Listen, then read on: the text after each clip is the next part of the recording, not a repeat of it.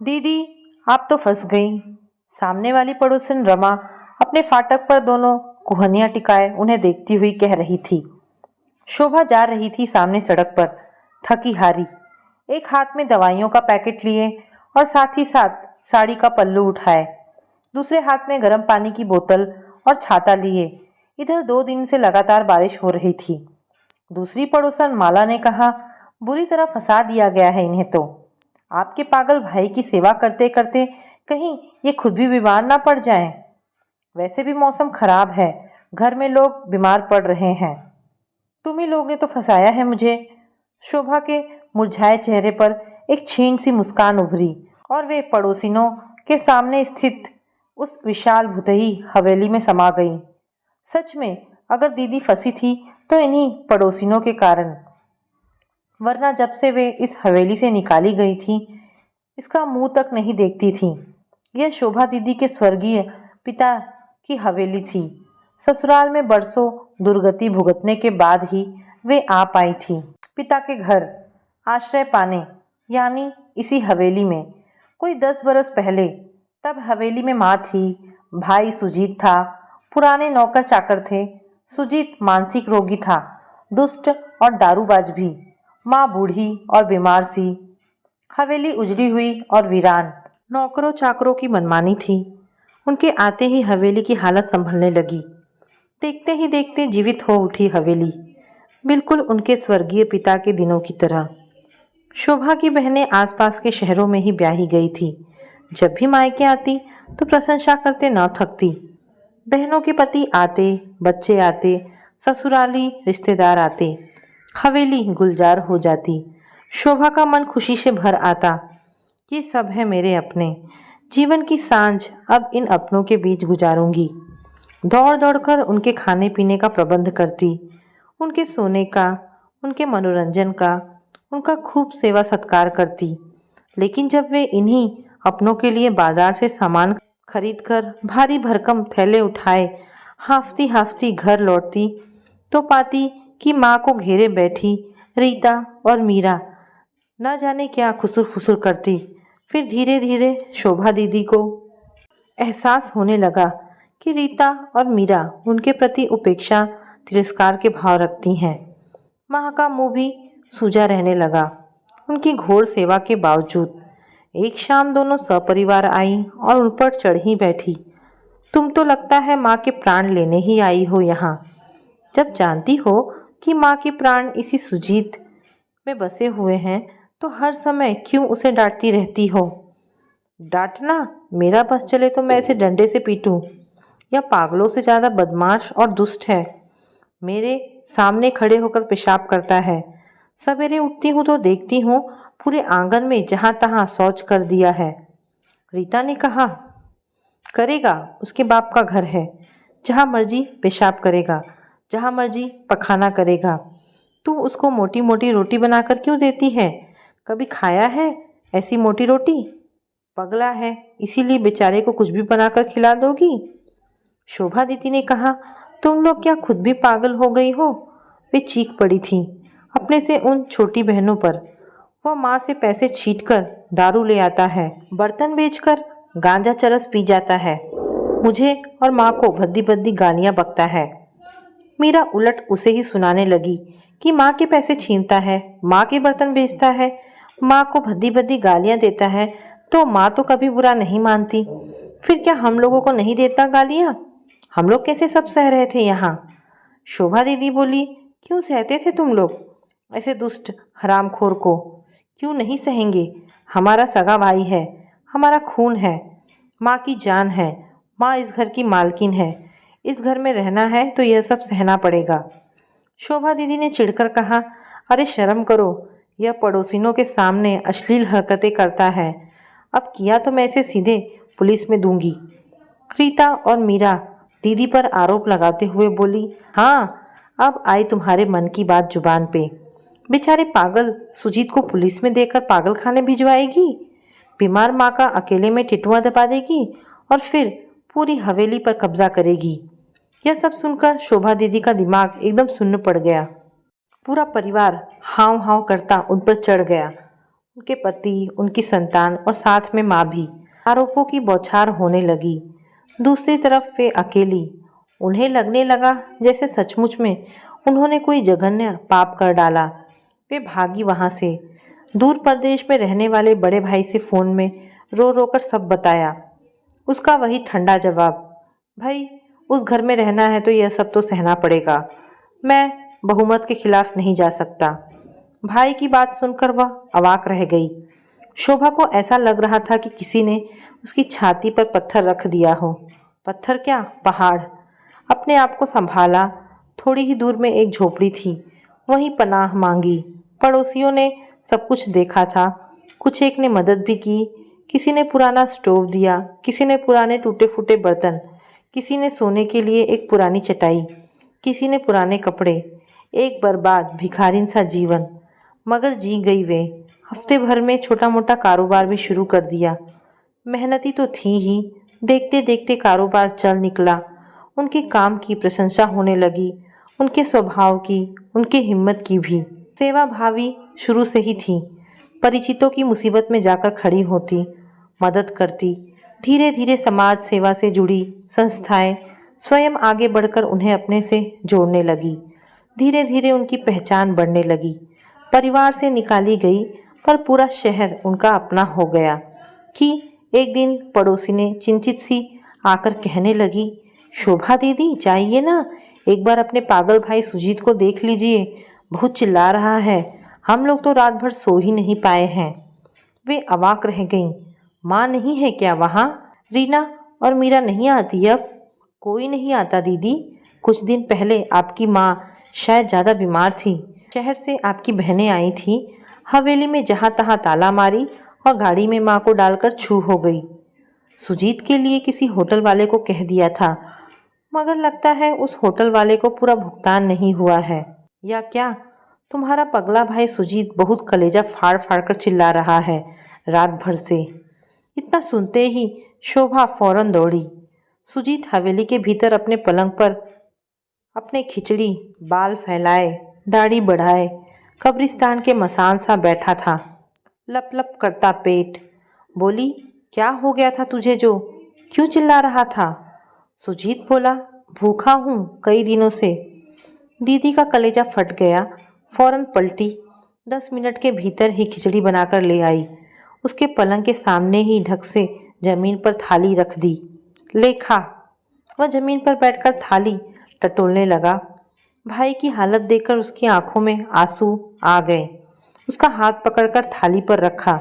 बोली, 1 मिनट रुक, मैं पानी लाती हूँ, हाथ धो ले। पर वह कहाँ रुकता। थाली हाथ में आते ही हबर हबर खाने लगा।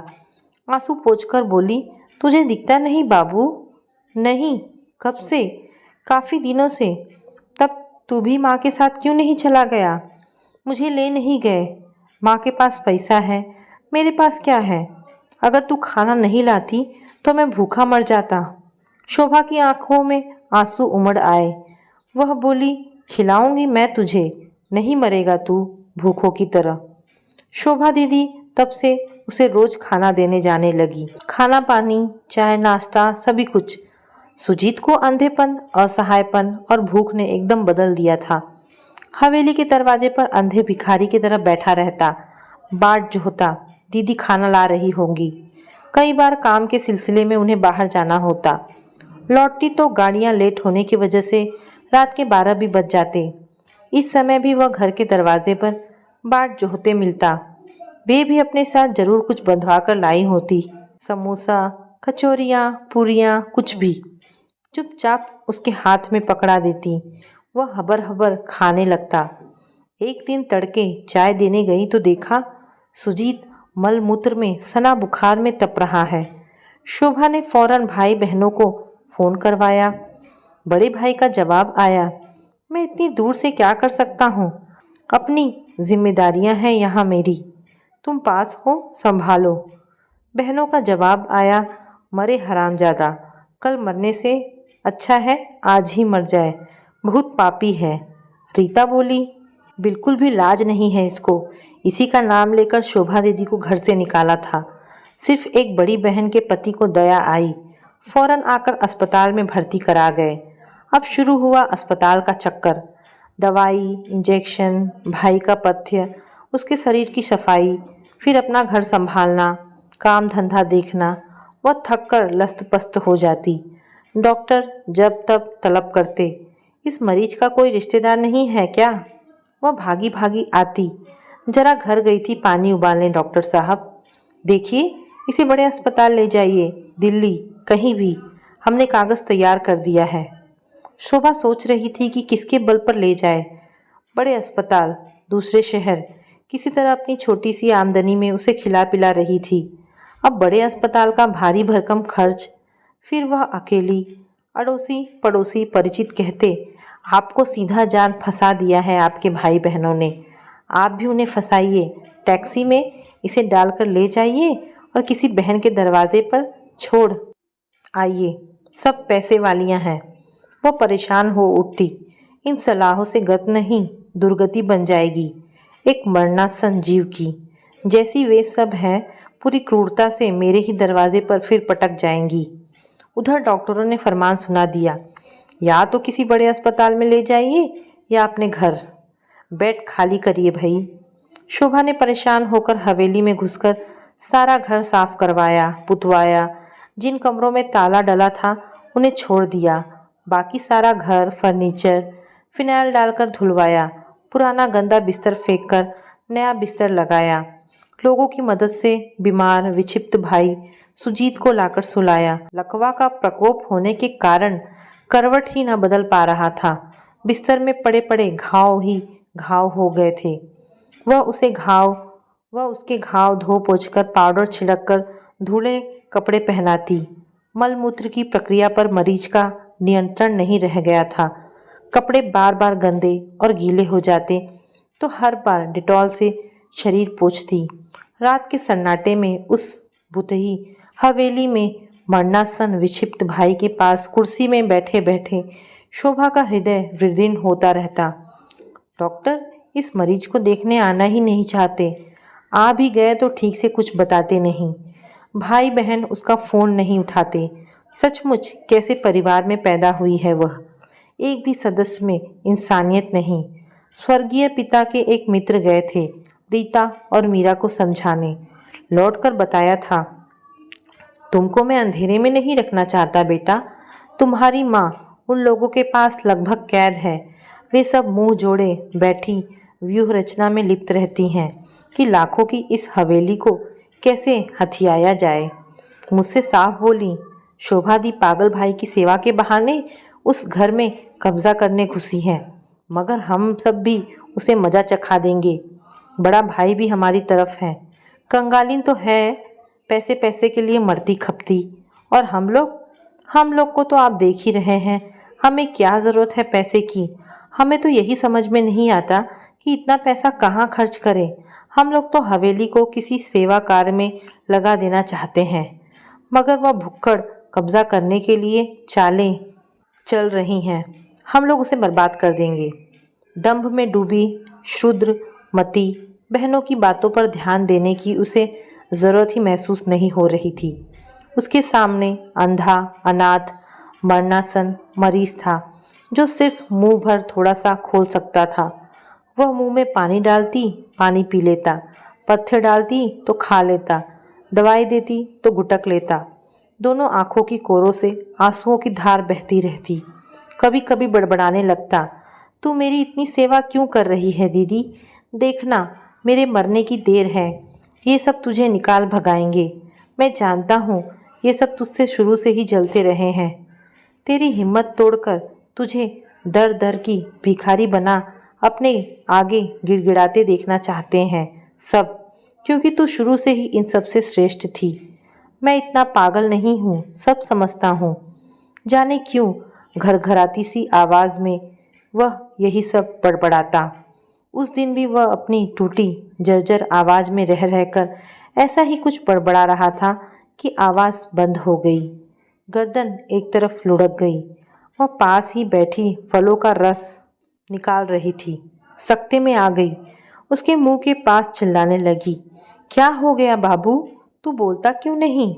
पानी पिएगा? ले पानी, गला सूख रहा होगा। खोल ना मुंह। मुंह क्यों नहीं खोलता भैया? खोल ना रे। अरे कोई देखो, इसे क्या हो गया है? उनकी चीख सुनकर पड़ोसी आ गए। कहने लगे, सुजीत भैया तो चले गए दीदी। चला गया? इतनी जल्दी चला गया? मुझसे पानी भी नहीं पिया? इतना पानी मांगता था। देखते ही देखते सारा मोहल्ला इकट्ठा हो गया। मोहल्ला क्या, पूरा शहर। शोभा तो पूरे शहर की दीदी बन चुकी थी। नगर के वरिष्ठ नागरिक उनके भाई बहनों को फ़ोन लगाने लगे। कोई आने को तैयार नहीं। किसी का ड्राइवर नहीं आया, किसी की तबीयत बहुत ख़राब है। बड़े भाई तो बेचारे बहुत दूर हैं ही। माँ तो चल फिर भी नहीं सकती। सिर्फ उदार मन बड़े बहनोई आकर अग्नि संस्कार कर गए। हाँ, मगर अंतिम संस्कार निपटते ही एक जरूरी काम बड़ी होशियारी से कर लिया गया। मीरा और रीता ने हवेली के फाटक पर बड़ा सा ताला जड़ दिया और माँ की तरफ से पुलिस में रिपोर्ट दर्ज करा दी। हवेली मेरी है और इस शहर में रहने वाली मेरी बेटी शोभा उस पर कब्जा करना चाहती है। बहनों की इन नीच करतूतों पर शोभा दीदी को अब सिर्फ तरस आता। उनकी झोपड़ी तो वैसे ही गुलजार रहती थी, अब तो मातम पुरसी करने वालों का तांता लगा रहता। बहुत किया शोभा दीदी आपने। इसी सुजीत के कारण घर से निकाला गया। इसी की इतनी सेवा की। भगवान ऐसी बहन सबको दे। पूरे शहर में चर्चा हो रही थी। सचमुच देवी हैं शोभा दीदी, देवी। भाई बहन नीचता पर नीचता करते रहे, वो सेवा में लगी रही। झरझर बहते आंसुओं को पोंछते मिलने वालों के बीच दीवार से टिकी बैठी वह सोच रही थी, तूने तो मुझे देवी बना दिया रे पगले। बचपन में पिता की इतनी सेवा की, ससुराल में सास ससुर की, यहाँ आई तो माँ की इतनी सेवा की, भाई बहन और उनके बाल बच्चों के लिए तो जान देती रही, लेकिन कहीं से ना प्रशंसा मिली ना कृतज्ञता। उल्टे मिला उपहास और तिरस्कार, निर्वासन और बहिष्कार। लेकिन आज एक तिरस्कृत, त्याज और बहिष्कृत प्राणी की थोड़ी सी सेवा करके मैं देवी कहला रही हूँ, महान कहला रही हूँ, यशोधरा में नहा रही हूँ। क्योंकि वह बहिष्कृत प्राणी पागल, अंधा, अपाहिज और अनाथ था। पगले, तू तो एक अभागे नारकी जीवन से मुक्त हुआ है। मुझे तो मुक्त ही नहीं कर गया, सम्मानित कर गया, देवी बना गया। किसे मिलता है इतना सम्मान, इतनी श्रद्धा, बिना धन दौलत, बिना पद पोजीशन के। उसका हृदय शुद्ध कृतज्ञता और ममता से भरा हुआ था। अंधे पागल के प्रति, शहरवासियों के प्रति और हाँ, परमात्मा के प्रति विलक्षण अनुभूतियों की घड़ी थी यह। तो दोस्तों, ये कहानी यहाँ पर समाप्त होती है। आपको ये कहानी कैसी लगी मुझे कमेंट करके अवश्य बताएं। धन्यवाद दोस्तों।